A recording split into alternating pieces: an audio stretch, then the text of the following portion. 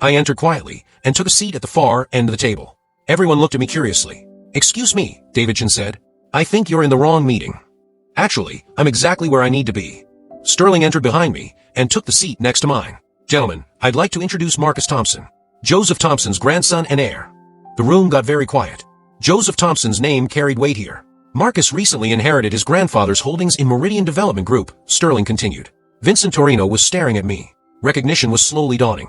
"Wait," he said. "You look familiar. Do I know you?" "Apartment 4B, 147 Riverside Drive." His face went white. "You're one of my tenants." "Former tenant. Thanks to you." The other executives were looking confused. David Chun was shuffling papers nervously. "I'm sorry," Chun said. "What exactly is going on here?" Sterling stood up. "What's going on is that Mr. Thompson owns 68% of this company. He's your new majority shareholder." You could hear a pin drop. Vincent Torino's face was cycling through emotions. Confusion, realization, panic. "That's impossible," he stammered. "He's just some kid. A graphic designer. He lives in rent control." "Lived," I corrected. "You evicted me, remember?" I stood up and walked to the head of the table. Vincent scrambled out of his chair. "My first act as majority shareholder," I announced, "is to cancel the Riverside Drive acquisition." "You can't do that," Chim protested. "We have contracts. Legal obligations." "Check the fine print," Sterling said. "All major acquisitions require approval from the majority shareholder. That approval is hereby withdrawn."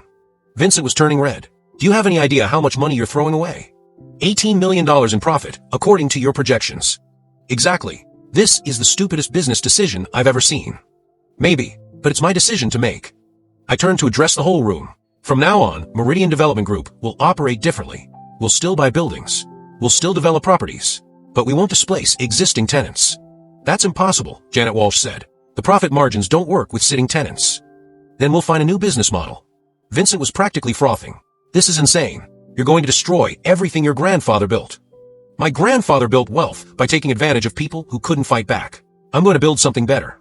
I walked back to Vincent. He was still standing, still furious. "But I do have a proposal for you, Vincent." He glared at me suspiciously. "What kind of proposal?" "Meridian will buy your building. Not for $12 million. For $6 million. $6 million? That's half what we agreed on. Take it or leave it." "And Vincent." I leaned closer so only he could hear. "If you refuse, I'll make sure every tenant in every building you own knows exactly what kind of landlord you really are.